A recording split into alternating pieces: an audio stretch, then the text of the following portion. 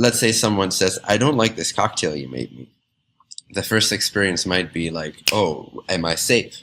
You might not even register this thought, but this happens all the time. Am I safe? Is this okay? Okay, this is okay. I'm safe. Nothing is happening. So you've acknowledged it. You've acknowledged the safety issues, and you've healed it through acceptance, through okayness, basically. Ah, yes, it's okay. All right, good. Then it moves on. And this goes quicker than I'm seeing it now, usually in most cases. Unless it's stuck at a certain level, then it will never get to the next stage fully, because the energy is too distorted to even rise up further.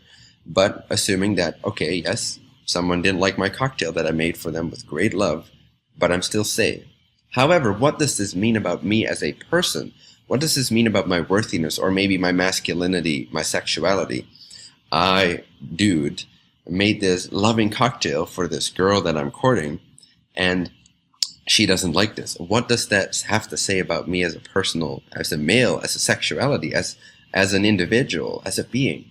I might start feeling really insecure. I might start feeling guilty, or I might start feeling inadequate. Okay, this is usually the second stage. And through that inadequacy, I might suppress my sexuality, or I might suppress my passion in some way. I might get blocked there a little bit. Assuming that I am accepting of that, and I realize that, hey, this is their perception, has nothing to do with me. I can choose to define this in whatever way I see fit. And what do I prefer? I prefer to still feel really confident. I prefer to continue my confidence and not care about the circumstances. Now, this has to be genuine. It cannot be a suppression. You have to really be able to take that energy and transform it into confidence. And by seeing that it's all good, it's all okay. So again, the okayness comes in. Now, if the experience is filtered through the first one and survival is okayed, okay, then it goes to the second one, personal identity, value, self-worth, etc. It's okay. The threat was an illusion. I see through the illusion. It's okay. So now you've okayed the second stage. Now we'll move on to the third stage. Well, who am I in relationship to other people? What will they think of me? How do I need to fix myself? How can I be a better person? Let's see what else. It's basically a more sophisticated sense of the second stage, but it comes with a lot of other people involved. Like, who am I in society's eyes? How have I accomplished this? It's basically the center of what we would perceive as ego, the pinnacle of like a self standing up for itself and trying to fix everything and trying to show up in a certain way and trying to distort other people's thoughts of them so they feel better. If it's imbalanced, okay, if it's negatively balanced, so to speak. So, or not balanced, basically. But saying that it comes through that rush of like, oh, what will other people think of me? What do I need to do right now? I feel insecure in relationship to other people. If that is okayed as well, if that is accepted as well, now one finds ease and acceptance with that experience. So basically the first three chakras are all about okayness, okay? And this is why these teachings are so popular. These sort of self-pitying teachings, at times it can turn into that, of self-acceptance and mindfulness and, oh, you got to accept yourself. Don't like try to create good stuff for yourself. Don't try to envision an amazing planet. Just like accept what is. They are really important.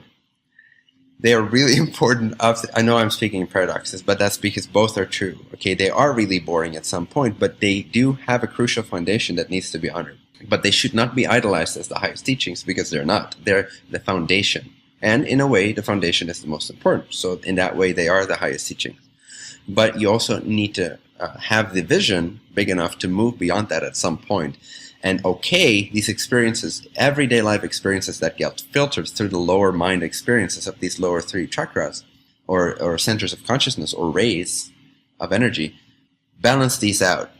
Come to self-acceptance, come to self-love, including the childhood trauma when that gets triggered.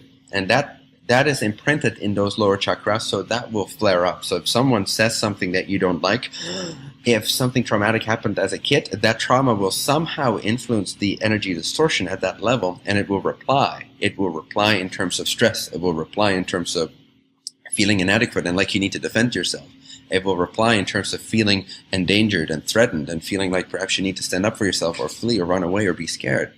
But assuming that more and more throughout everyday life, you can accept the self and the inner child by finding okayness with these experiences and easing these chakras by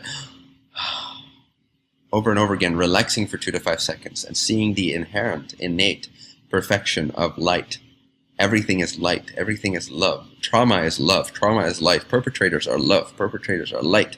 It's all okay. You're safe. You're universally, fundamentally, eternally safe. If you can bring this safety, this feeling, this perspective of safety to those experiences when they get filtered in their initial stages of survival, personal identity, and relationship to others, then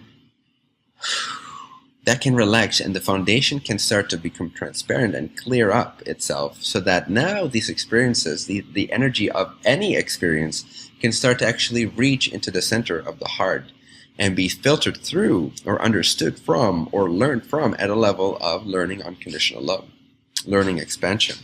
So this is where experiences start to meet the level of the higher self. Acceptance is key for healing. Acknowledgement. Okay, acknowledge it over and over again, relax into it, find the okayness with it, find how it's perfect, unfold it, go into it. All this boring stuff needs to be done, and it's also very beautiful, don't get me wrong, it's really beautiful as well. But it should be seen in perspective. It's the basic foundational work that needs to be done in order for yourself to allow yourself to gain more and more clarity of every single experience in your life. Otherwise, you can only really learn from, say, meditation experiences where you sort of transcend the lower self for a while and you learn from life and you have these expansive experiences of awakening. This is why people have awakening experiences, but it's not integrated. They talk about it like, oh yeah, I had this amazing experience, but they're really still the same messed up, distorted, beautiful, distorted vehicle that they are as an individuation. So this is because they put their filtration system, which naturally comes in that way, on hold. They transcended these lower levels for a bit, and they started to perceive from other centers of energy and consciousness. However, it wasn't everyday business. It was a one-moment meditation or contemplation experience. Repeatable, and sure, meditation can help as well, but we need to accept the self fully. We need to forgive the self and other self fully in order for these three first chakras to open up to the extent where then our consciousness can become highly adept with every experience of everyday life. So now you don't need meditation in the same way anymore unless you want to go even higher. But now everyday experiences are learned from the levels of unconditional love, authentic expression, and wisdom.